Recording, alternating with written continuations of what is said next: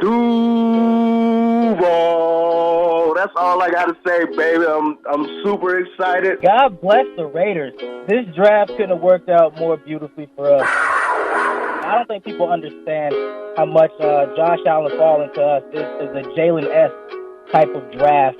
That guy was not supposed to be there. This seems like that Jalen Ramsey, Miles Jack type draft that they had a couple years ago. When they made that pick, I stepped outside of my house and yelled the loudest Duval possible. I truly do think the Jags got the next Von Miller. I mean, you watch his film, man. He can do everything. Well, if you're asking me, are we happy that we were able to get him where we got him? Absolutely. You know, I didn't think he was going to probably be there.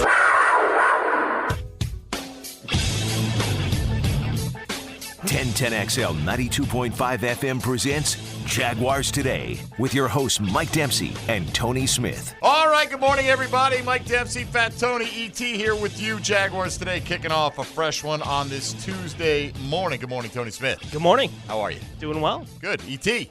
What they do, baby? You tell us. Man, you know, it's Tuesday. You got my boys in here, and let's get it. Wednesday, Little Wednesday? Young Wednesday. Young Wednesday. Love it. All right. Today, happy birthday, Josh Allen. We'll talk pass rush for this football team, the Jacksonville Jaguars, and where we hope, if not expect it to come from. That'll be a big part. Josh Allen just turning 24 years old today. And let's still have the belief that he's going to be a special performer in the National Football League, right? I mean, this time last year, Tone, what were we saying? At least we got Josh Allen and DJ Chark. And we were saying, what were we saying about DJ? Soon as the last game of the season ends, pay the man. You better meet him at midfield, right? At the 50-yard line with that contract. Man, here it is. Come on, sign it. And it didn't quite go that way. No. For DJ Chark last year. Doesn't mean he can't this time, right? No, yeah. Doesn't mean he can't. They could still get something done with DJ Chark. Well, I don't think. It's not going to happen between now and the start of the season. No. Late in the season, maybe something like that, second half of the season, because, you know, there's a value to not letting him hit the open market, obviously. Sure. You know, for DJ Chark, the question will be, how much fun is he having catching balls from Trevor Lawrence, and does he want to be a part of a long-term future here? Does he see a long-term successful future here, which will, in large part, be determined by what the success rate is of the combination of the two guys we talked the most about this offseason, Trevor Lawrence and Urban Meyer, obviously. So we'll get into the pass rush a little bit today through the lens of Josh Allen, 24 years young, coming up. I had Booger McFarland on our SiriusXM show last night, Tone, and I'll just be flat out honest, didn't think Booger was a great fit on Monday Night Football. He was fantastic, though, just as a guest, you know, asking him random questions about the National Football League, clear that he really knew teams. And, of course, I was going to ask him, you know, a little bit about Jacksonville and, you know, what his impressions were of Urban Meyer, because, you know, we hear some, I don't know how you know, we hear some outright negativity. We hear some kind of wait and see, like they're waiting to see the other shoe drop with Urban Meyer. And Booger McFarland's like, look, I mean, you know, he pointed out Chris Doyle. He's like, you know, there are some questionable things he's done. He brought up Tebow. He brought up the drafting of ETN in the first round, at least the things that people question. But he said, you know, in the end, Urban's a proven winner. And if he wins here, I think everything's going to be fine. And that's the bottom line. And I think that's the case with most Jaguar fans. Look, if Urban brings you a Super Bowl and he decides that he can't or doesn't want to stick around in the National Football League, I think vast majority of Jaguar fans will be like, thanks for the Super Bowl. Yeah. See you later. We'll find another coach. Now we have a Super Bowl caliber team to attract another high-level coach. And won't that be nice?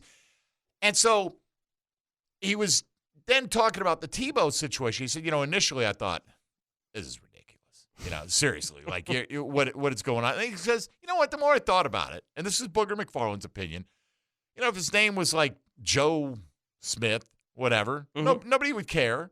I mean, he said, how many times have you or we, you know, or people been given an opportunity because of who you know, right? I mean, sure. It happens. Yeah, it absolutely. Happens. Yeah. You know, and do we turn those down? No.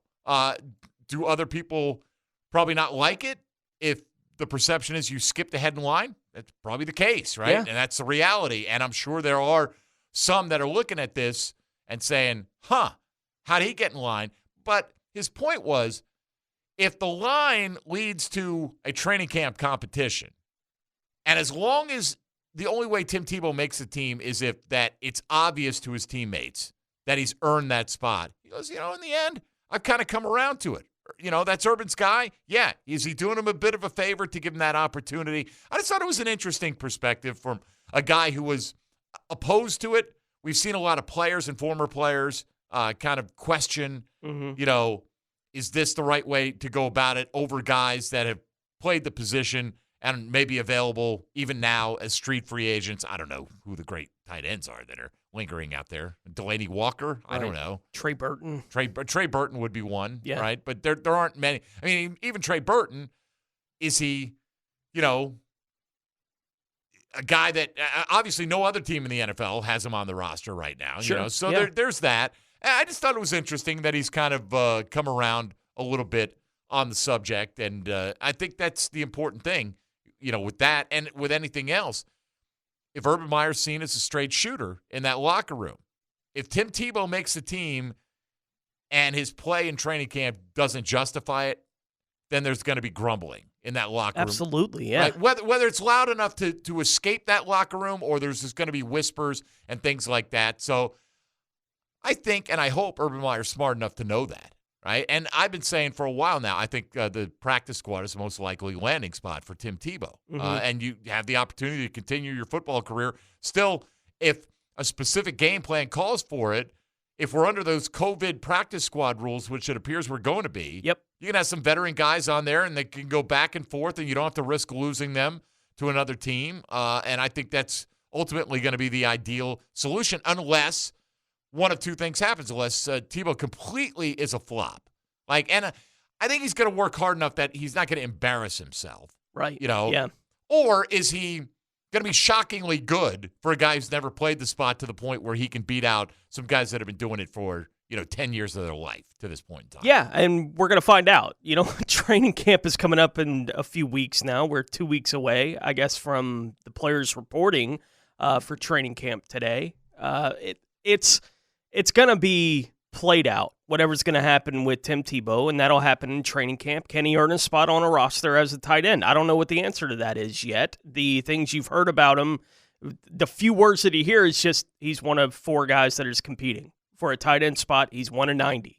That's the conversation to this point, at least from the coaches in the building that we've heard. So who knows if he can do it or not. I do like hearing that at least somebody that reacted strongly to everything that was happening here in Jacksonville has taken the time to think about it. Yeah, reconsidered it a little. And step back and go, maybe I did overreact to some of these things when they were happening in the moment.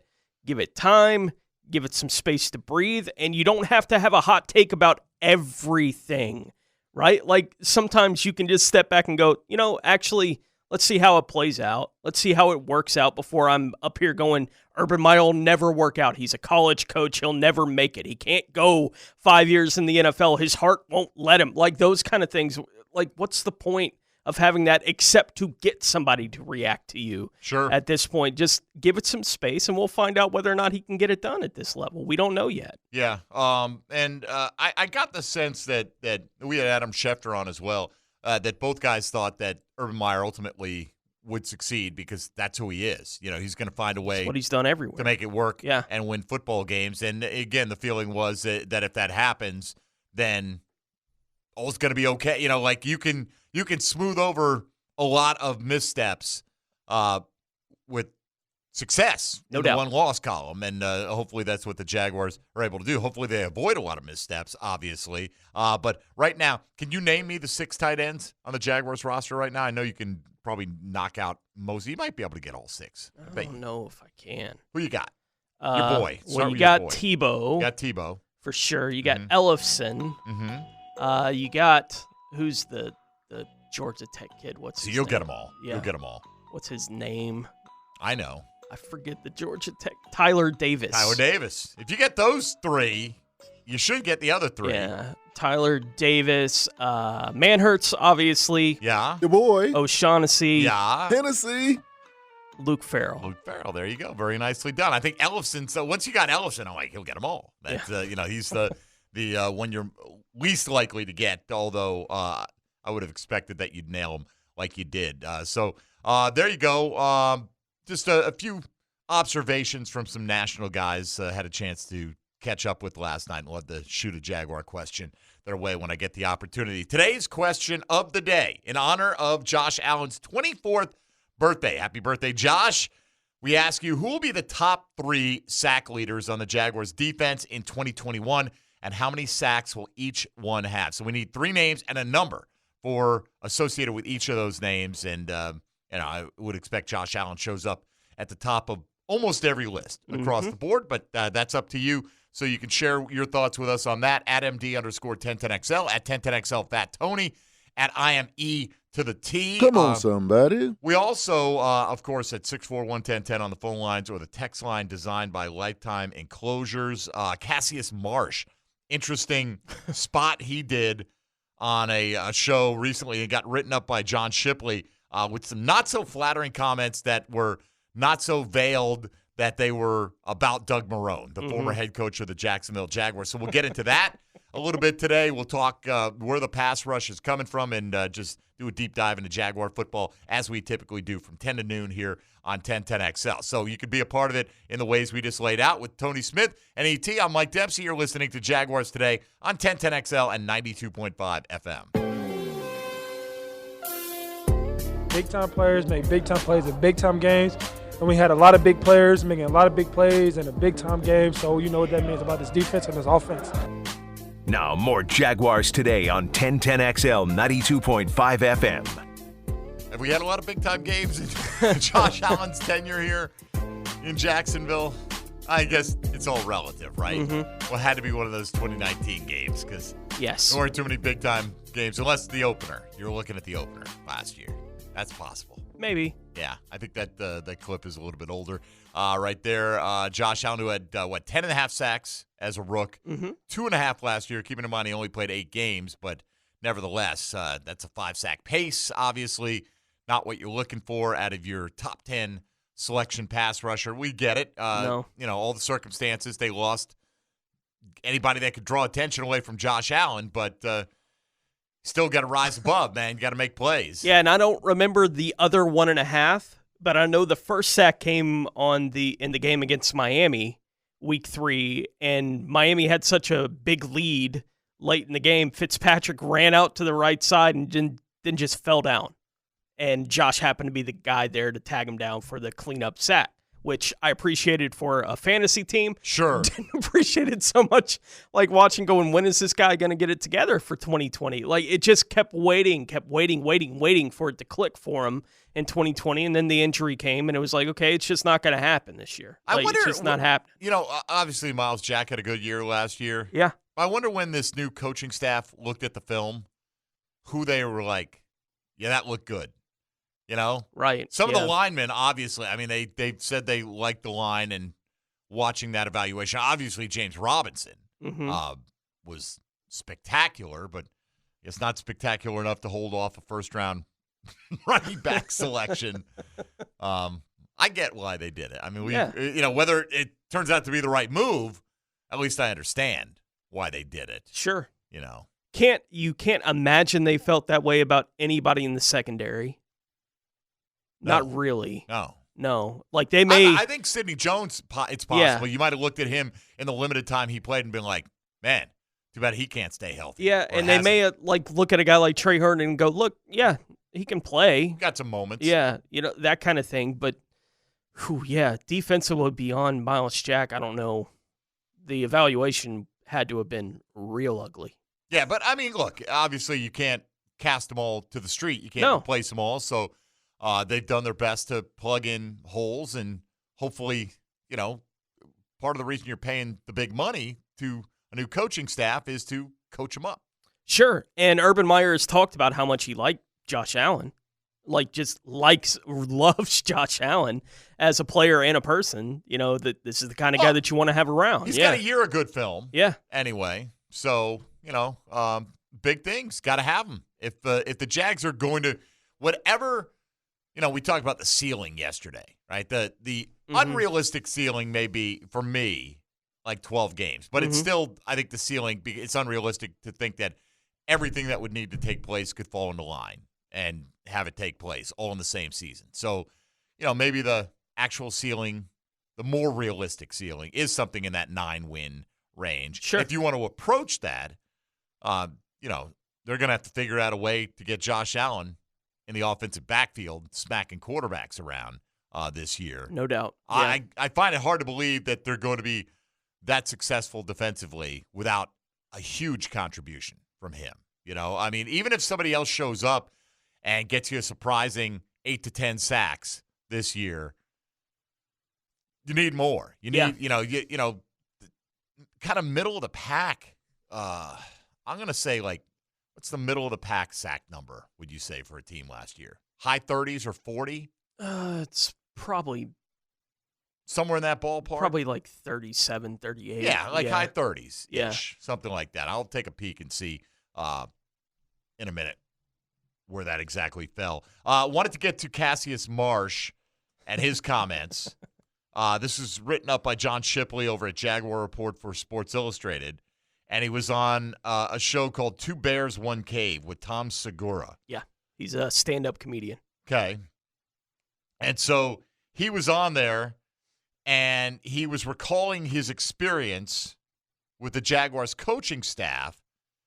And as he put it, an unnamed coach's ability, or lack thereof, to give speeches and motivate the locker room. Mm-hmm. But he gave some pretty good context clues of exactly who he was talking about. Yeah. So, here are the quotes attributed to Cassius Marsh. You know what's really bad, though? When you have a head coach. Oh. It says head coach, who's just awful at speeches. It is tough. It's tough. I'll just say, I spent a little time with the Jaguars this last season. And I won't say what position this coach held. You just did. In the prior sentence, you said a head coach. Because, but it was a pretty high level. Oh, you know what I mean? If you watch it, like it's a video podcast, whatever, if you watch it, like Cassius is sitting there, he's like putting his hand up. He's like, high. No, he's level. like high, high up. And Tom's like, yeah, I get it. Yeah, and he continues, he was god-awful. It was just a lot of cussing. It was a lot of cussing, and it was like the most plain, there's no depth behind it. There's no, you know what, though? This particular coach, and mind you, one of the guys, I don't know what to make of this sentence, personally. He's just trying really hard not to say the name. Correct. All right, so let me read it in that sense. Okay. There's no, you know what, though? This particular coach, and mind you, one of the guys, I don't know. He was an offensive lineman back in the day. So I think that might have something to do with it. What does that mean? Offensive linemen are playing? Yeah. They are. You don't go to the offensive lineman to get you hyped up before Maybe the game. That's it, yeah, right? I don't know. Baselli would have been a guy that probably would have. I would imagine so. Cracked a few helmets with you right there. So he continued on. He goes, it just wasn't good, man. It just kind of brought if you were hyped up and ready to go, he might have brought your level down a little bit. He thinks he's going to fire you up. So, look, I don't think you hire Urban Meyer for the locker room speech he's going to give before the game or at halftime. But it just, I think what happened, you get in the midst of a 1-15 season as the Jags had, nothing's good. No. Right? And, even if Doug Marrone is Frederick Douglass up there with his oration. Yeah. They're probably going to be like, bro, we're 1-10. Yeah. What are you talking about? It's not happening. And listening to the context of that conversation, too, on the podcast, because they were discussing no fans in the stands last year, right, for NFL games. And Cassius was talking about, so I go through that. My coach is giving me that kind of speech. It feels like he's almost bringing me down. And then I run out of the locker room and there's nobody there, right? Whatever energy I needed to really get going for that game, I wasn't getting the energy I needed. So, okay. To that point, though, who had it. Right. Right? I mean, Jacksonville had more fans than most Yes, last it did. year. So that to me, like, okay, Doug Marrone didn't get your blood boiling. Mm-hmm. Well, he didn't say Doug Marrone. No, he didn't. He just said the head coach was a former offensive lineman. Uh-huh. Really high. Really high.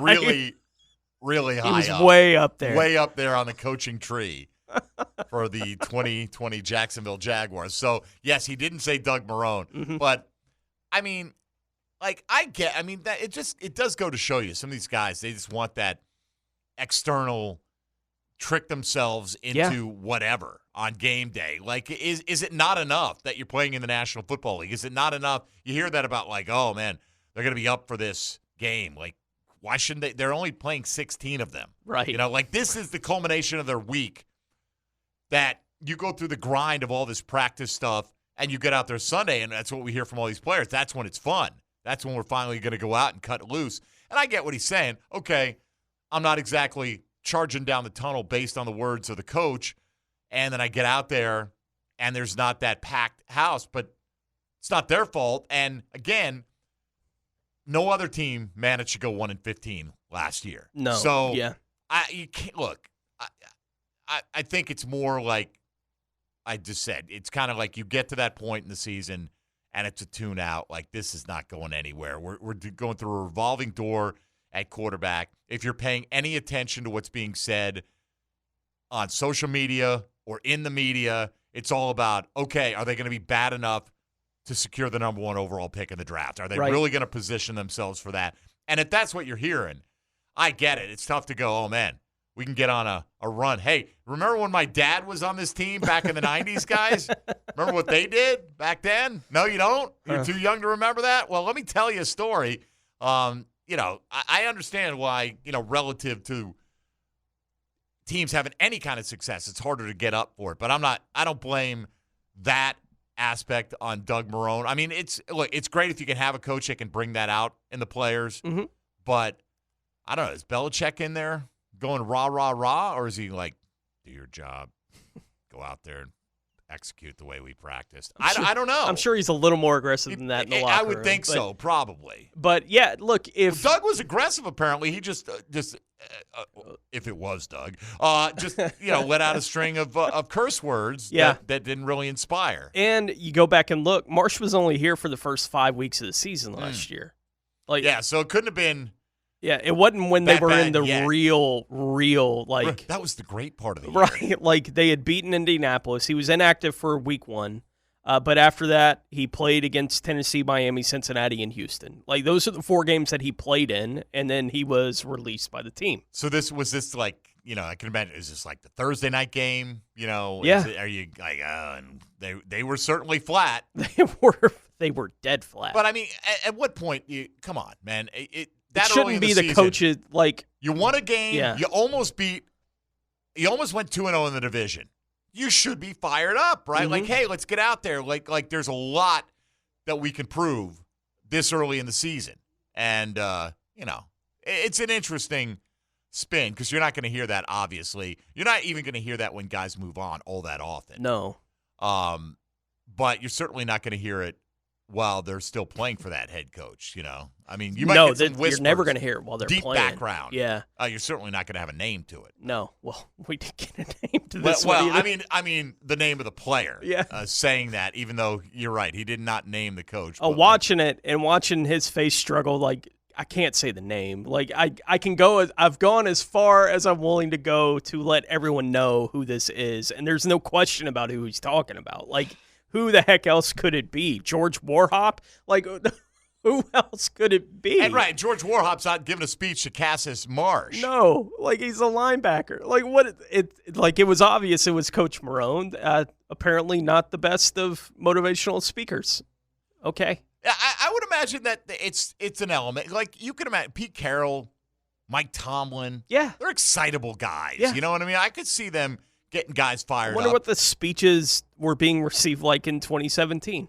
And if they were really any different than they were in 2020. Did they even need speeches? Right. Like, who knows? I don't know. He wasn't here. Or did the players kind of like, was Calais Campbell more of a guy that, not that you have to give a speech every game, but like, hey, you know, like, if we're slipping, Let's Right. get on track. Like, you look to that guy more so. I think you can be successful being both ways, right? I think you could be the rah-rah guy, and I think you can could do be it. a little Dungy bit more. did it. I doubt he was Right. screaming at people. Right, he probably wasn't screaming. That doesn't mean you can't be motivational. No, though. yeah. You know, I think Cassius Marsh is saying, look, it was just basically like bleep, bleep, bleep, bleep, bleep, go get him. That's what I envisioned it sounded like. And he's like, there was no depth to it. It was like, the more I curse, the more you're going to play better. No, it doesn't work like that. Not quite. So, anyway, you can check that out. Good write-up by John Shipley about it. It's got a link to the show as well. If you go to SI.com, the Jaguar Report section right there, and check it out. And, just thought we'd bring you some of those looks. Josh Allen's birthday, we'll talk where Tony and I think some of that pass rush might come from, at least who the candidates are. Coming up, our question of the day asks you who will be the top 3 sack leaders for the Jaguars. Give us names and their sack totals each individually for the 2021 campaign as Josh Allen turns 24 years young today. With Tony Smith and ET, I'm Mike Dempsey. You're listening to Jaguars Today on 1010XL 92.5 FM. I want the city to know that they have a guy that's passionate about this team, that's passionate about the city. So, like I said, I'm all in, man, and hope Duval knows that. Winston stepping up and still on his feet and going down. And it's Josh Allen and a big sack back to midfield. And hopefully I can be here for a very long time and help change the franchise now, next year, 3 years, 10 years, who knows how long. But I just want to leave a big impact on the city. And that's now what more I Jaguars to Today on 1010XL 92.5 FM. All right, let's hope he does leave a big impact. Josh Allen, that is, birthday boy today, 24 years young, for many years to come. Last year's sack numbers are so depressing. I mean, they really are so depressing. We're trying to figure out where is the midpoint for the league in sacks. The Steelers led the way with 56 last year. The Jaguars could have tripled their total, and they'd be too short of that. Oh, no. Is that right? Did I do the math right on that? It is, right? 18 times 3 is 54. Oof. Just too short. They would have been second, though. If they had tripled it. They would have just edged out the Rams had they tripled their sack total from last year. 38 got you into the top half of the league. There were 16 teams that had 38 or more sacks. And then even just below that, 35, 34, 32, 31, 31, 30. And you had like 6 teams in the 20s. Weren't very good teams for the most part. And then you had 3 teams, the Bengals with 17, the Jags with 18, and the Titans with 19. They scored a lot of points. They did score a bunch. Yes, they had a 2,000-yard rusher as well. So the Jags have a lot of work to do just to get to the halfway point. Double their total, and they'll be just below last season's halfway point. You know, so you start looking at it like, where's all this going to come from? Here were the sack leaders for the Jaguars last year. Smoot had 5.5. Okay. Only guy with any kind of a decent pass rush season, right? Mm-hmm. Schobert and Allen had 2.5 each. Josh Allen, that is, of course. Nobody else had more than 1. Oh, my gosh. Nobody else had more than a single sack. Nobody fell into a couple. You know? I mean, like, I get it. You're trailing all the time. There are not those obvious pass rush opportunities for you, but doesn't mean teams weren't throwing on you on first and second down as well. Miles Jack had a sack. Trey Herndon had a sack. Devon Hamilton had a sack. Caleb Chason had a sack. Joe Giles Harris had a sack. Daniel Ekuwale had a sack. Aaron Lynch had a sack. Remember when he was a Jaguar? And Taven Bryan makes a stat sheet with a half sack. Who says he's not paying off? We think about these first-round picks that you've got in here with Josh Allen, Caleb Chason, and Taven Bryan combining last year for 4. For 4. 3 first-round pass rushers. And Josh Allen's like the oldest one of the group. Right, yeah. Crazy, man. I mean, he has got to take a major, major leap forward. I guess Taven Bryan's actually older. Taven Bryan's 25, turned 25. Josh Allen's a young pup, man. Yeah, still just turning 24 years old today. And even with, teams didn't throw the ball as much against Jacksonville as maybe they did against most teams did, right, going through a season. But still, you go back and look, teams attempted 533 passes, and who knows how many of those turned into quarterback scramble runs. I don't know what the answer to that would be over the course of the season, but they dropped back and attempted a pass 533 times. So if you add in the whole whopping 18 times that a quarterback got sacked in that situation, so 550 of the 550 times a quarterback dropped back, you put him on the ground. 550. Like you're not going to. Not every pass opportunity is going to really provide. Sometimes you get 3-step, drop the balls out, nobody was getting there. But every team faces that. Absolutely. Steelers face some 3-step drops. Absolutely, and they're going up against a number that's inordinately low, I'm guessing, in just pass attempts against them because of the game flow situation on top of that. Like it's miserably bad what they did getting after the passer last year. And you can look at the numbers and just see it. They had 533 attempts against them. They had 517 rush attempts against them last year, the Jaguars did. That's nuts. Like, that's crazy that they almost had more rushing attempts against them than they did passing attempts. That tells you all you need to know about game flow for the Jaguars last year. But still, I don't know where it's going to come from. And we've discussed it over and over. Like, Josh Allen has to have a big, just breakout kind of year for this team. And I don't know who's going to come with him. Like, trying to figure out the other two guys that I'm even going to put on this list is not easy. How many guys legitimately, barring, I don't know. I mean, I guess anything's possible, right, to some degree. But legitimately, gun to your head, how many guys are capable of putting up 10 sacks for this team this year? Josh Allen, because he's done it. Yep. I don't know if Smoot is going to play enough to do it, but, I mean, he did have a nice season last year. I think you'd have to say Chase on simply because if he gets off to a hot start, if he locks down that spot, he's going to be the guy getting the primary amount of opportunities as an edge rusher opposite Josh Allen. Not facing double teams most of the time.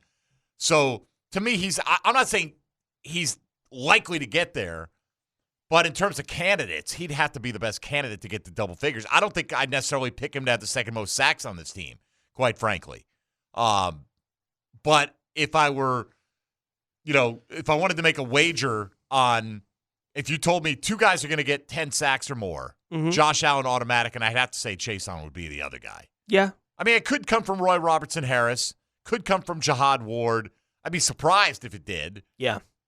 I don't think Jordan Smith is going to make that big of an immediate impact on this football team. No. And the third name on that list for me probably would be Smoot. And their chances of that, I think, are remote. Of getting to double figures. Yeah. No, I'm with you on that. I mean, sack leader last year. But then again, who knows, man? I mean, K'Lavon Chaisson, we think, walks into training camp as the presumptive pass rusher opposite Josh Allen. How long he holds that, Tony? I mean, again, this regime didn't select him. I mean, Trent Baalke was here last year, but he wasn't in charge of making the picks. No. And who knows what he thought about the selection at the time. You just had that freedom when you're a new coaching staff and a new front office to, you don't want to move on from it. I mean, I'm not saying that they do want to move on from the guy. K'Lavon Chaisson, super young, and plenty of guys have struggled in their first season and have had good careers. I can't cite you chapter and verse on who those guys are in terms of pass rush. But, by the way, you see what Pro Football Reference is doing historically with sacks? Yeah. Right? Like, what is it, like 1980, 81 is when it became official, the official stat? Was it 80? It was sometime right in the around early 80s, maybe right? 83. So they went back. They're going back to 1960, at least their research so far. And they are going through the game books of all the NFL games, which, will tell you I guess, quarterback tackled for a 3-yard loss by so-and-so, right? I would presume they're watching as much film to back up those numbers. Yeah. Right? And that, who was it? Bubba Baker, right? When he was a rookie for Detroit in 1978, to their calculation, had the greatest single-season sack total in the history of the National Football League. As Michael Strahan has 22.5, which is seen as the record, even though, Brett Favre gave him the last one. Baker, according to their numbers, had 23 in 1978. Then had 2 other high teens sack seasons, and then really did nothing else in terms of he ended up with like 73 or something like that. I was reading that story. Right, yeah. Kind of interesting, though. Like, I don't see why they couldn't go back and do it, because they made the point that baseball did it. Like, RBIs were not an official stat prior to 1920. Right.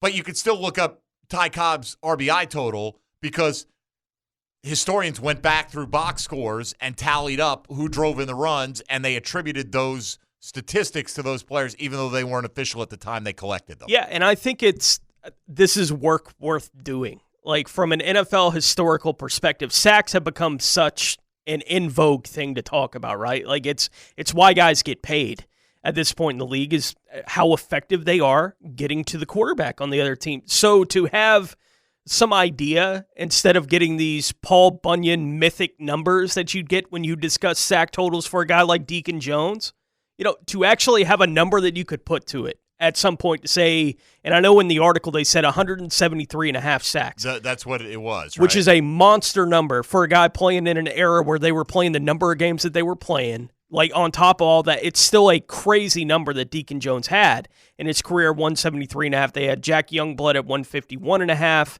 Alan Page at 148.5, Carl Eller at 133.5, Joe Green, by the way, 77.5, according to the numbers at least that they've compiled to this point. But to put numbers to these guys' names, like Bubba is a name I hadn't even heard.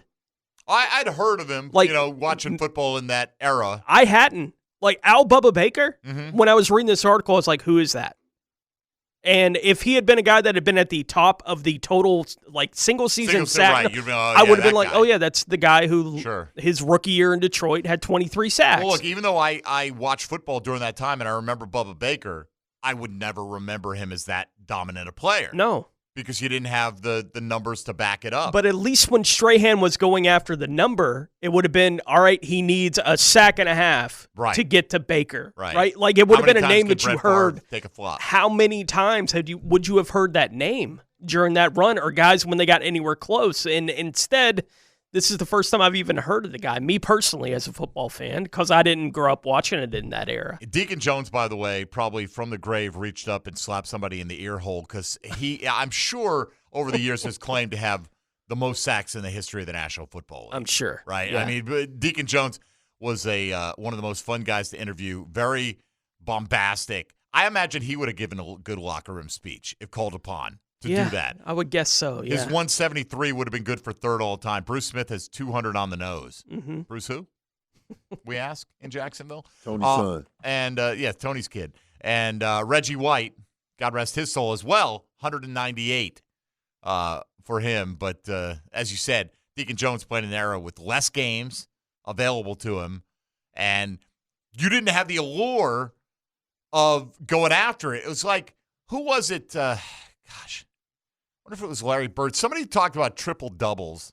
It might not have been Bird. It might have been somebody older that said if I knew it was going to be such a big deal, I would have gone for triple doubles. Well, sure, yeah. You know what I mean? Like, when it's a marker that everybody, like, if everyone's saying, oh, you got to sacks, it wasn't even a stat.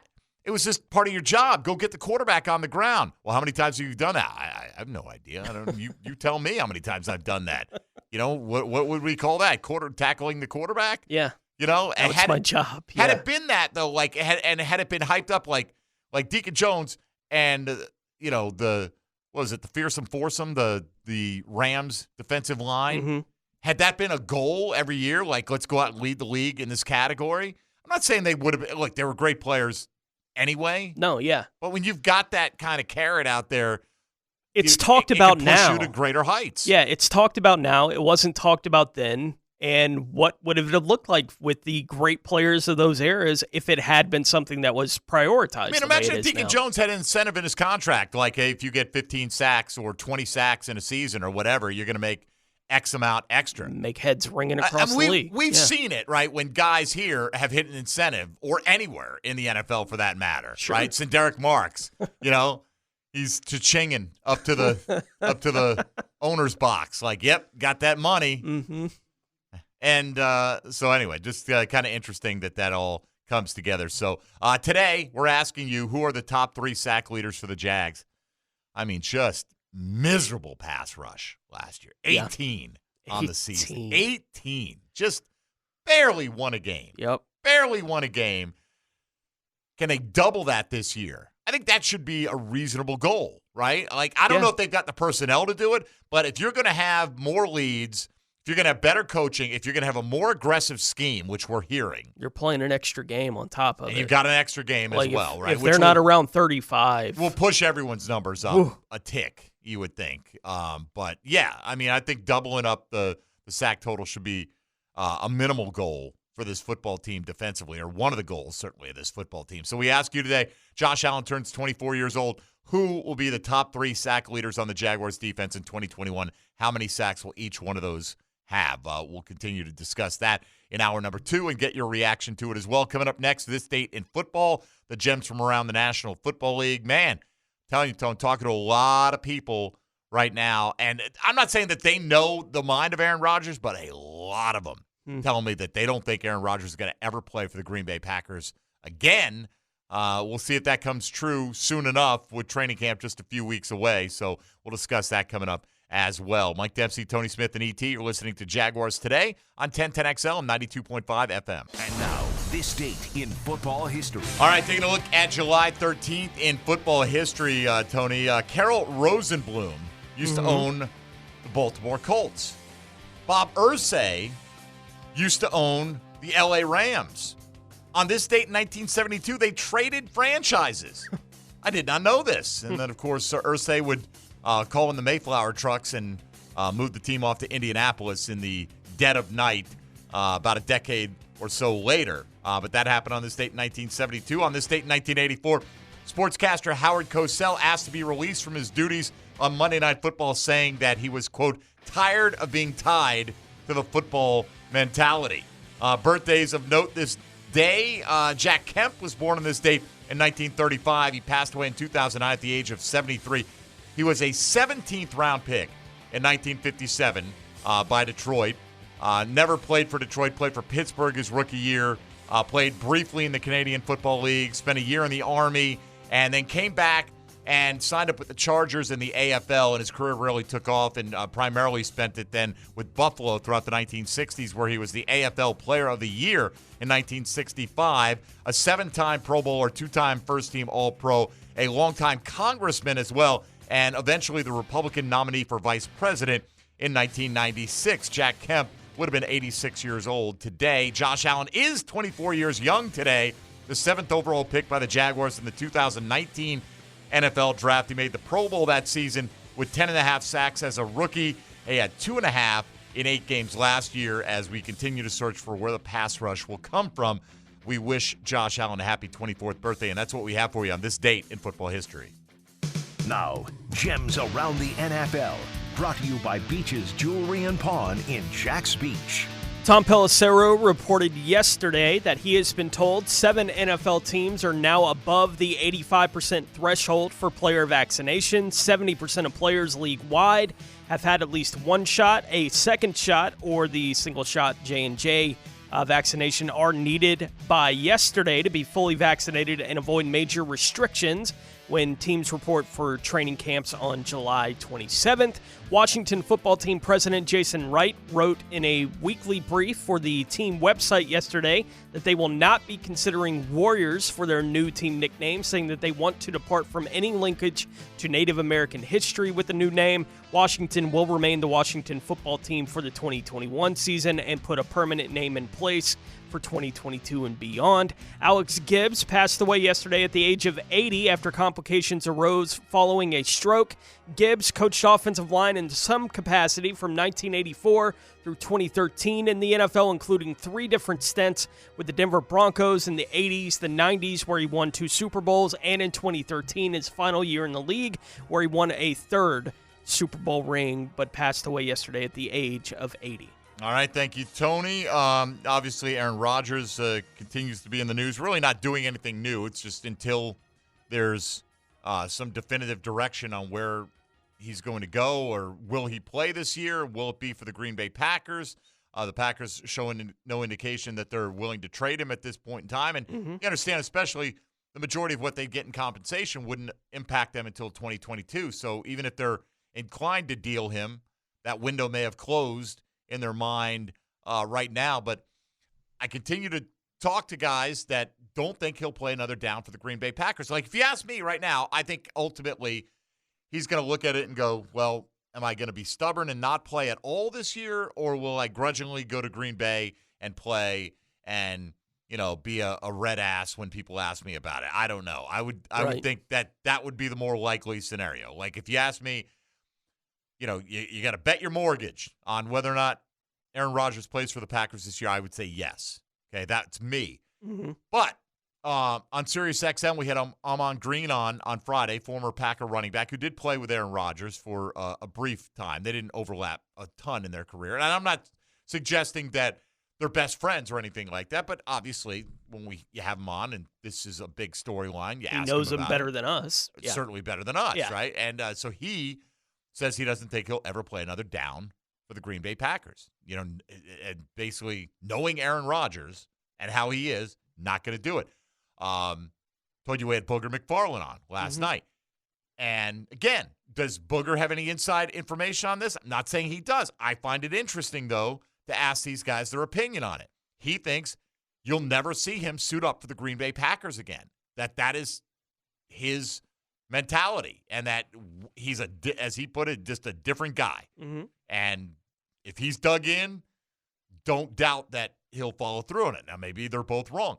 So we had Adam Schefter on last night and, of course, asked him as well about that. And he is a breaking news guy more than an opinion guy, although he does express his opinion on issues, certainly.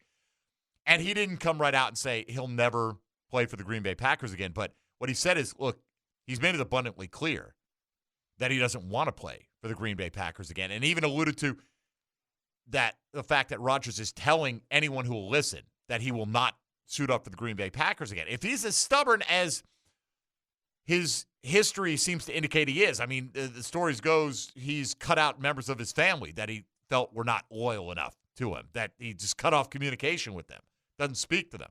I'm not saying that speaks to him being a great guy or whatever. I don't know the personal dynamics of his family that well, but it does show you that he is very headstrong and stubborn. And the way Schefter put it was like, look, multiple members of that organization have made basically pilgrimages to visit him this offseason. If they thought that he was just going to show up, would they continue to do that? He goes, I don't think they're done. I think you're going to see, or you may not see it because it may not get reported, but will there be more are they just going to sit there and say, let's see what happens in 2 weeks, or are they going to try to get some resolution so they know how to plan for practices? I don't know how much time that would take. All right, Aaron Rodgers is going to be here. He's not going to be here. Okay, we take his reps. We give him to Jordan Love. Is it that simple? Maybe it is. Maybe, yeah. But put it this way, Schefter was at least skeptical that he would play, open to the idea that he might not. Wasn't willing to go as far as to say that he wouldn't. Peyton Manning said he'd be basically surprised if he didn't play this year and couldn't see him playing for anyone other than the Packers. Yeah. That to me came off as more of like, I just can't imagine it. Yeah. Right? As a fan of football, it's like Aaron Rodgers is the Packers quarterback. Right. Like, I don't want to see him in another uniform, but he's going to do whatever he's going to do. It's from the outside looking into the situation, right? I agree with you. I can't imagine that he doesn't play this year, coming off an MVP year, everything that's going on. I don't see a scenario at this point where Green Bay trades him. Yeah, I just don't see that happening before we get to the 2021 season at this point either. And as a football fan, I look at it and go, you've been in the NFC Championship game the last 2 years after going 13-3. Right. In each of those years. It's not all that bad. Right. What is the disconnect here with the organization that has put you in a position to possibly play in the last 2 Super Bowls? Well, I mean, I think from the outside, the surface is they went out and drafted Jordan Love, much like Brett Favre didn't like it when they drafted Aaron Rodgers. What, you're going to let this guy sit on the bench for 3 years when you could have gotten me a weapon? You could have gotten this, or a pass rusher, or something that could help this football team.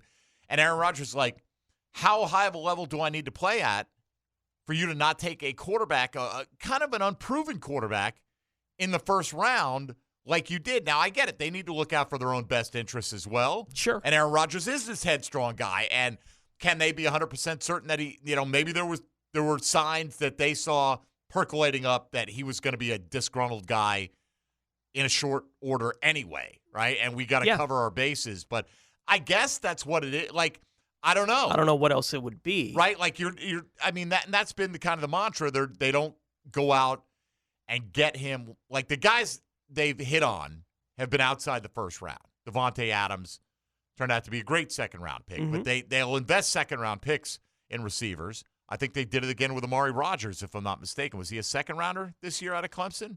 Maybe third. All right, but he was relatively early draft pick. I don't know if it's something as simple as that, but it's been, and I can't speak for what's in his mind, but it's been presented like it's cooked up in his head. It's him versus Gutekunst, the GM.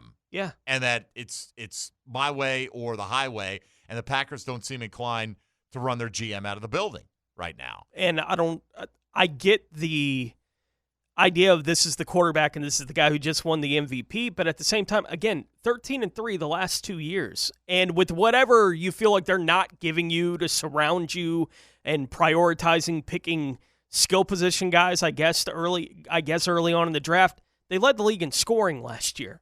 Like, it's what are they doing to hurt Aaron Rodgers? I guess, look, his answer would be even better. Like, it wasn't enough, right? We didn't make it as far as we wanted to.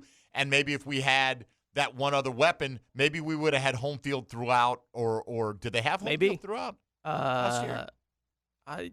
They had to. They were ahead of Tampa. Yeah. So I don't know. I mean, I'm just trying to put myself in his mind. Yeah, like, what your argument would be. Like, hey, you know what? If we had this guy, we would have been scoring another 6-7 points a game, and it wouldn't have even been close, and we would have been Super Bowl champs. I don't know. Maybe. But he is certainly – look, from it's what for we real. know about Aaron Rodgers from a distance, he is that guy that has grievances at times. And also from what's been reported, likes to feel like – and does feel like he's the smartest guy in the room. And some have said that – I've heard it described that he has a literal photographic memory. Like, he can tell you chapter and verse of any play in any situation, can memorize the playbook, no problem. I don't know if that's the case or not. We know this. He's a fantastic player. Yeah. And I think there's definitely smoke, let's put it, around him. No doubt about that. At least not showing up for the start of training camp. That's a different story. Would I bet that he doesn't show for the start of training camp?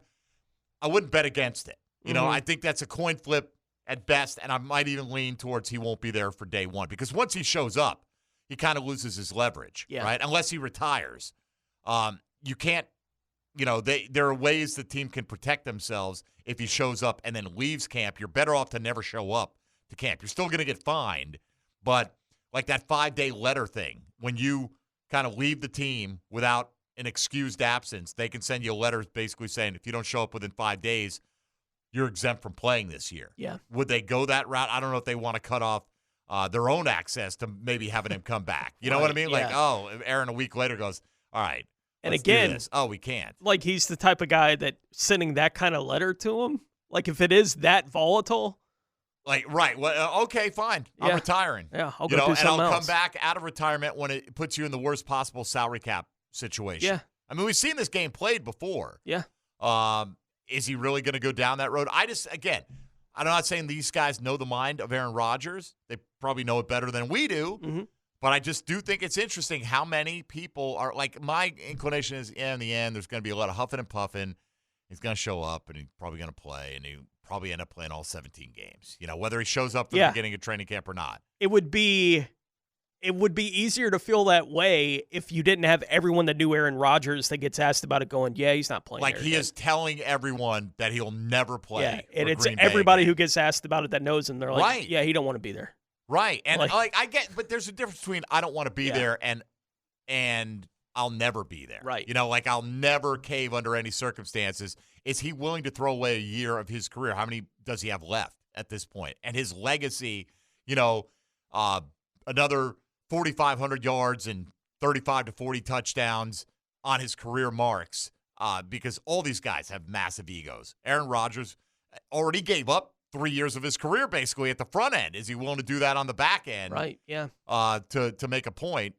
At least more and more people seem to think that is plausible. And I'm telling you, every time I hear that, I'm kind of surprised. I keep expecting him to answer, I think in the end, push comes to shove. Maybe they'll give him a little contract adjustment, a bump for this year or something. Maybe he'll make a point with he won't show up right away, but ultimately when the dust settles, he wants to play football and he'll realize this is his only path. But they're like, nope. Never again another second in that uniform. So kind of interesting. All right, again, question of the day, dealing with the Jaguars pass rush. Where will it come from? Almost non-existent last year by NFL standards with 18 sacks. Who will be the Jaguars' top 3 sack leaders this year, and how many will each of those players amass in total? Mike Dempsey, Tony Smith, and E.T. You're listening to Jaguars Today on 1010XL 92.5 FM. What do you have plans beyond that? Have you thought about that? Where are you with what happens after the Olympics? Yeah, so right now I'm just making sure that I remember to pack my Trevor Lawrence jersey. That a baby. Tokyo.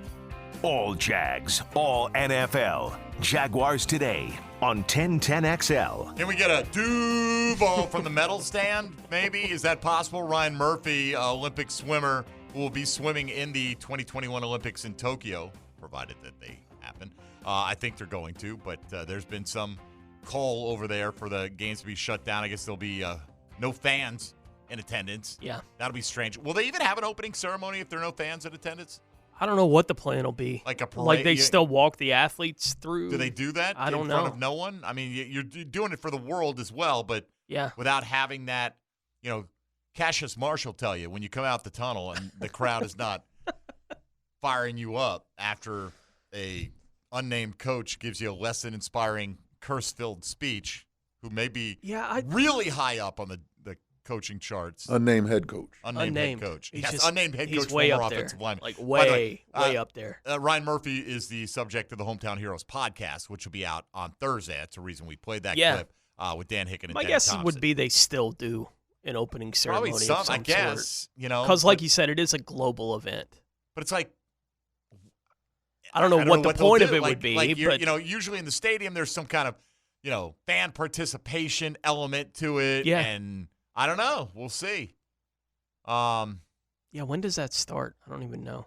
Was it the 84 Olympics when the archer lit?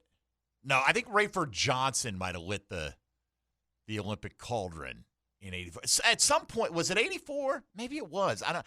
Rayford Johnson was the last one. He was an Olympic decathlete, I think, right, in the 60s. Mm-hmm. And the Olympics were in L.A., and I think he was the last one to run the leg of the torch relay. He's the one who brought it into the stadium. But I think it might have been an archer. It was in one Olympics where it was an archer who lit the cauldron. That's a pretty pressure shot right there. No doubt, yeah. I mean, it's one thing to aim it at a target and you do that a billion times. I don't care how many times you practice, man. Like, you're off by an inch on your aim point. Wouldn't that throw that thing off by the time it gets to there? You know what I mean? Think, or yeah. was it set up that thing was going to light regardless? You know what I mean? Like, maybe. Arrow goes screaming past the cauldron, and poof, the cauldron goes up in Is there flame. any temptation at that point to just shoot it like straight up in the air? Right? Like, watch this. I turn around, poof, it still works. I think that's when that was. I don't know. But anyway, Ryan Murphy will be featured on the Hometown Heroes podcast, going back, of course, to his days where he got a great challenge from Tony Baselli and thoroughly mopped the proverbial floor with Tony at that point in time. All right, ESPN's been doing the rankings of the top 10 by position. Jag's not going to appear in many of these, except maybe as an honorable mention in a handful of situations. Today was running backs, and despite the fact that we are pretty proud of the season James Robinson had, he did not merit inclusion on this list here, Tony, which went 10 deep, and there were 4 honorable mentions. I suppose those are the others receiving votes, right? So I would presume that nobody voted for James Robinson as one of the top 10 backs whatsoever. I don't think this is going to be that difficult for you. No, but I'd like you to tell me who the top 10 backs are according to ESPN without peeking at the list. Yeah, I have 11 names on the list, so I'll have to figure out what I want to do. I prepped Tony for this. I said I'm going to ask you about this. With the 10th, but Derrick Henry. Derrick Henry's number 1, coming off a 2,000-yard season. Kamara. Kamara's number 2. Dalvin Cook. Score 18 touchdowns, something like that. Cook's 3. Nick Chubb. Nick Chubb's 4. McCaffrey. 5. Zeke. Is he going to go right in order? He's not. They got Saquon at 6. I'm sorry, I just gave you Saquon. I blew it. Saquon was on my list. All right, Zeke's at 7. Yeah. I blew it. No, my bad. Saquon was on my list, but it's over. Tony bet the house. He let it ride. Yeah. It's over now. Aaron Jones. Aaron Jones is 8. Josh Jacobs. He's 10. I'm surprised you put him there. 3.9 yards a carry, and he's 10th? Yeah. And this is where the debate starts for me. I have a feeling about who they put on the list, and it's not who I would have put on the list, is my guess. But I'm guessing it's Mixon. They do have Mixon on the list. I would have put Taylor at one of those spots. With Jacobs. Yeah. But they said multiple tiebreakers. That was good. That was good. He ran the table basically right there, close to in order, but not really.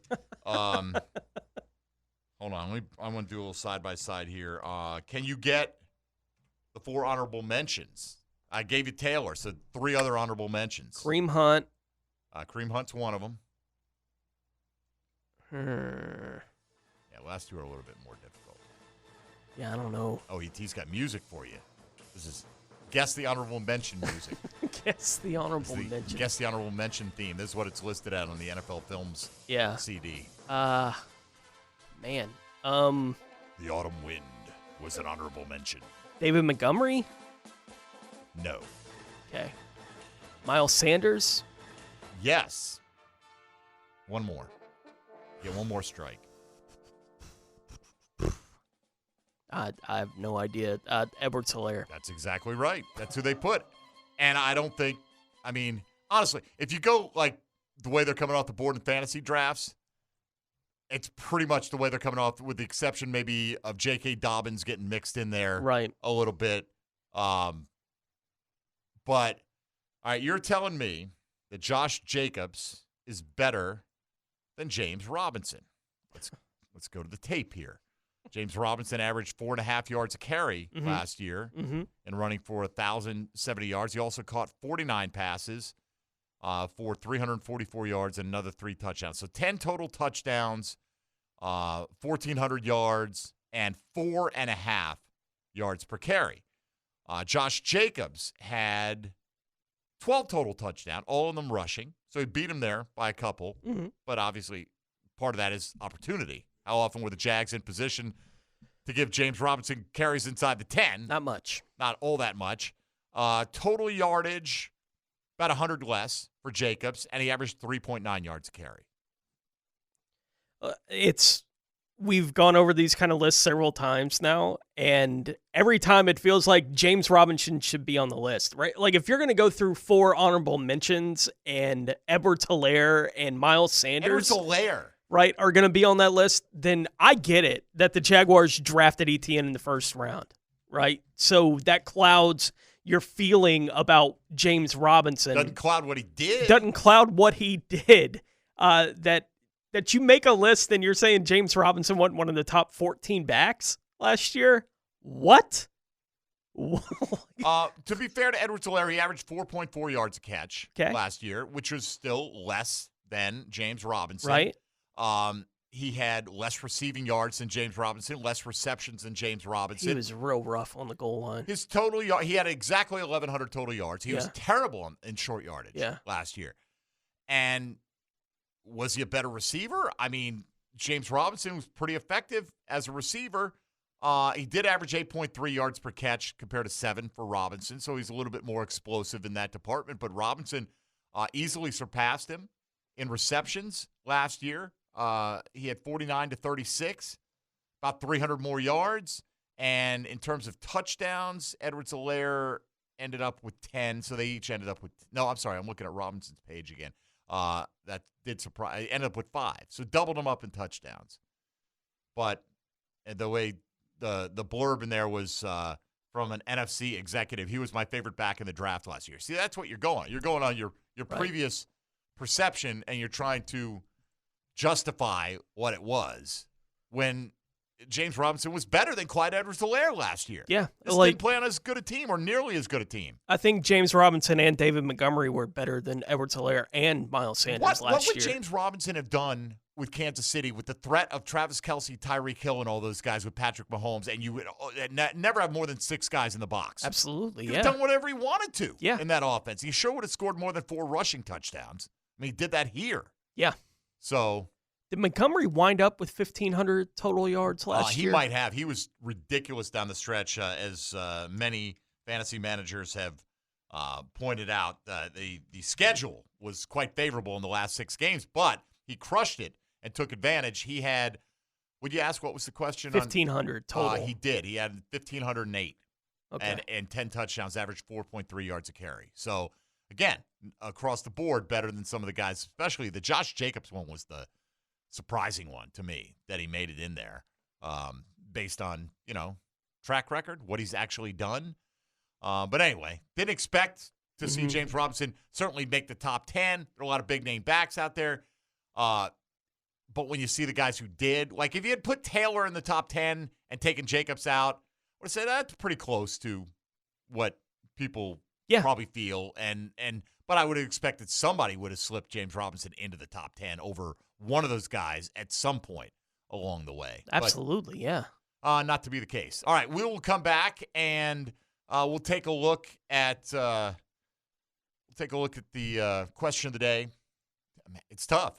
I mean, major respect for everyone throwing some numbers out there and who they predict to be the top 3 sackers for the Jaguars this year, because it is tough to figure it out. But we'll kick that one around on the other side, look at some of the responses as well. Josh Allen's 24th birthday, we ask you, who will be the top 3 pass rushers in terms of getting sacks this year for the Jaguars, and how many will they each end up with? Mike Dempsey, Tony Smith, and E.T. It's Jaguars Today on 1010XL 92.5 FM. Obviously getting better day by day and not taking anything for granted. Every day is a day to get better out here, especially with the key pieces we have here, from learning from Josh on the D-line and Smooth. Tannehill drops the throw. Now the Jags blitz this time, and they're going to get him. K'Lavon Chason got him, and they're going to sack him all the way back near the 40-yard line. I'm willing to take in any gym that comes in, so everyday individuals in practice and meeting rooms, I'm trying to learn something new. Now, more Jaguars Today on 1010XL 92.5 FM. That's K'Lavon Chason, a less than stellar rookie season in terms of sack production, with this single time he brought the quarterback down on the stat sheet last year. Part of the Jaguars' miserable second worst in the league, 18 total sacks in 16 games. What will they do under Joe Cullen? A first-year defense to be determined, but today's question of the day asks you, on Josh Allen's 24th birthday, who do you project to be the top 3 sack artists for the Jaguars in 2021, and what will those totals be? So, E.T., let's fire up the 10-10 take machine. 10-10. This 10-10 take is brought to you by Peninsular Pest Control at CritterGetter.com. All right, does Josh Allen have to be the answer for the top sack guy? He has to be, right? Yeah, I don't know who else you would put there. Unless and I'm not going to try to project who's going to stay healthy, who's not going to stay healthy. Right. I'm going to assume that they're all going to get in 17 games this year, and that the team will be better. They will have more leads, but they will not have some of the type of influence guys like, Calais Campbell, Marcel Darius getting pushed in the middle. I mean, name guys who had done it in the league before that you had to pay attention to on a really good team with a lockdown secondary in 2017 when Saxonville was born. Yep. That, yes, it works both ways, that the pass rush helps the secondary, but when you've got a secondary that could cover like they did that year, you get that extra half second to get to the quarterback, and that plays into it as well. So if we all agree that Josh Allen's going to lead the team in sacks, yes, let's get to the number. What's the number, Tony? I got it at 11.5. Wow, 11.5. ET. 11.5. I got it at 8. Oh. Look, he had 10.5 as a rookie with Calais Campbell drawing attention with those, it wasn't that secondary that we had in 2017, but it was pretty good. Certainly more proven than it is at this moment in time, I think. I don't know. I think allowing him to stand up and rush more is really going to help him. I hope so. Yeah. I think it's really going to help him, and that he'll get more in line with taking a step forward from what he did even as a rookie. I hope so, man. Look, I don't want to be right about this, but No, I'm trying to you. be. Yeah. I'm trying to be, conservative / realistic. I'm not saying 11.5 is unrealistic. He's already had a 10.5 sack season, so it's not that far off the beaten path here. But I got him at 8, and obviously room for upside, and they're going to need upside. I think the biggest thing is the team's just going to be better and score more points and have more obvious pass rush situations in games. Certainly should, yeah. But at right now, if you're going in, any play that's a pass rush situation that Josh Allen doesn't see a double team will be a shock on this team. So he's going to have his work cut out for him. So I got him at 8. You guys have him at 11.5. Who's next for you is the question. I put Kayvon Chase on number 2 on the list with 4.5. Wow. 4.5. Second best on the squad. Yeah. At 4.5. ET, who you got? Chase on second on my list with 5.5. I guess I'm the most bullish here. I had Chase on with 6. Okay. So, and this is more because I think he gets first crack at it, right? And you say, well, how's Josh Allen only going to get 8 if Chase on gets 6? Well, I think more attention will be paid to Josh Allen, right? So we're all in the same general, like 4.5 to 6. They're not a ton of difference between those numbers. Who's third? I put Smoot third for me with 4. Okay. E.T.? Smoot and Jaheed Ward are tied for third with 5. I had Smoot with 4.5. And again, these are just wild Yeah. guesses, right? Yeah. Just kind of trying to feel it out. Smoot led the team with 5.5 last year. But, look, I could see a scenario where he just flat out starts beating out Chase on, right? Chase on, he's got a lot to show. He's got a lot of raw ability. And maybe this coaching staff will get out of it this year because it's only been one season. But Smoot has certainly shown at this point a lot more than Chase on has. I don't know. Yeah, I thought about Jahad Ward for that spot. I thought about Roy Robertson Harris. Yeah, Ward's career high is 3 sacks in a season, and that feels about right for me. And I think he's going to end up playing big end a lot. Yeah. Which is not really a sack-gathering position unless you're a special talent like a J.J. Watt. And so getting to last year, they had the miserable year with 18 sacks over the course of the entire season, and trying to get to more of that mid to high 30s as a team. So I was looking at my numbers from that regard too, and so if I have the 3 guys where I have them, that gives 20 sacks between your top 3 sack guys. So you're looking for 15 to 18 sacks from the rest of your guys combined. That's with Ward getting 3, with Harris getting 3. Right, like that kind of Brown thing. will get 1 or 2. Miles Jack will get a few on a blitz. Right, like that felt like that feels reasonable to me. And I think the corners, if they're going to be as aggressive as they've talked about, sending pressure, you're going to see it come from some different angles here. But I don't think you're going to see a corner with like 4 or 5 sacks. Probably not. But you might see one pick up a couple Yeah. along the way. I think my total came out to 18.5. So, again, that being the goal for me, at least, like just double that sack total, right? Doesn't make you a great pass rush. It makes you mediocre, makes you middle of the pack. Yeah. Damn how we could use the middle of the pack around here, right? All right, let's look at some of the responses we got on this today. almost everyone, might be everyone, literally had Allen at the top. I'm only going to read the ones that actually put the number next to the name. We always get some bullish people. Yes, we do. On here. Jack Fan 15 has got Allen with 10, Miles Jack with 8. Miles Jack with 8. Oh, my gosh. Roy Robertson Harris with 7. 25 between the trio, which is 7 more than the team had collectively last year. Yeah. Miles Jack goes from 1 to 8. Cobalt Blue, I'm assuming he did this in Roman numerals. He's got Allen with 15. Is that right? Is that? No. What is? No. I don't know. He put XXXL. XL is like 40, right? So I don't know what he's talking about. I don't know. Jag Fieri, Allen with 10, Ward with 7. As you pointed out, it's career highs 3. And Robertson, Harris, and Chase on each with 5. Big Will said Allen with 12.5, Chase on with 7, Smoot with 5.5. That's kind of ballpark of where we're at. Allen with 13, Chase on with 9, Jack with 7 from Bob. Another one for Miles Jack. Allen with 12, Smoot with 9, Jordan Smith with 8.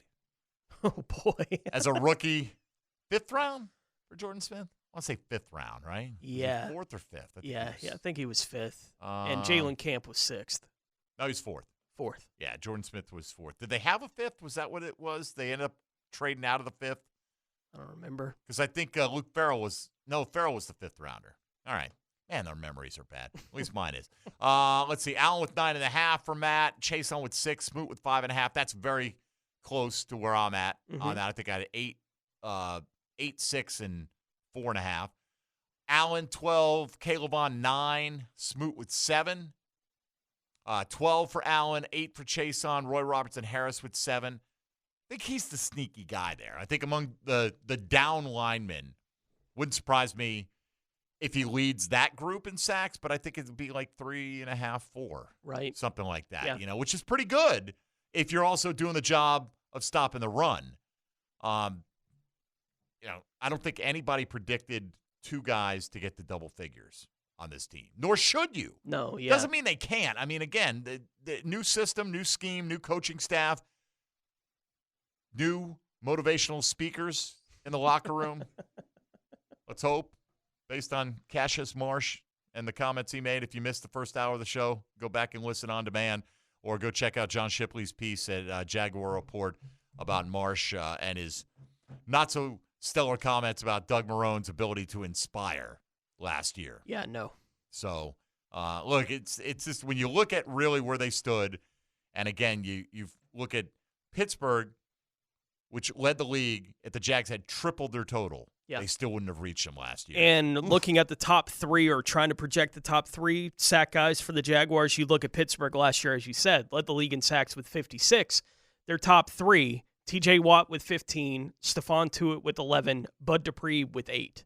And that was the team that led the league in sacks. Right, so your low guy there had 8. So for the folks going like, we're going to get this, and then Smoot with 7 will bring up the rear. Right. Good luck. Right. Like, that's the team that led the league getting after the passer. Right, but that's how many. Year. So you had 25, 11, 26 and 8, 34. Yeah. Which would be roughly double the Jags total. Yes. Just in those 3 guys. So I don't see the Jags going like into the 40s this year. But look, I'd like to be pleasantly surprised. Let's go, yeah. I just don't know if they've got the raw material to get that done. But regardless, happy birthday, Josh Allen. We're counting on you in a big way, obviously, this year. Let's say hello to XL Primetime. Now, the 2-minute drill, brought to you by Tire Outlet. Keeping 1010XL rolling with wholesale prices and premium service. Tire Outlet, Jacksonville's largest locally owned automotive repair shop. All right, Joe Coward is here from XL Primetime. Hello, Joe. Hello. Boy, I tell you, it is when you just look at the raw numbers and you look at them compared to the rest of the league, it just puts it in exactly stark contrast to how the good pass rushes are and what the Jaguars had last year.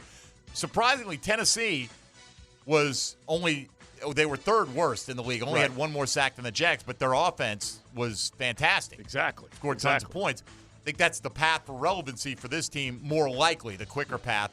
Trevor Lawrence leads them to some leads. They get a lot more points. Maybe that leads to some more obvious pass rush situations, but they got a lot of work to do based on where they're at. It's true. Playing with the lead, we all know this. 2017, it was so different. playing with the lead. And this team, I think you guys have thrown the stat out before. I think, Tony, I think I remember saying something to the effect of how few minutes they played with an actual lead in 2020, and it was just disgustingly low.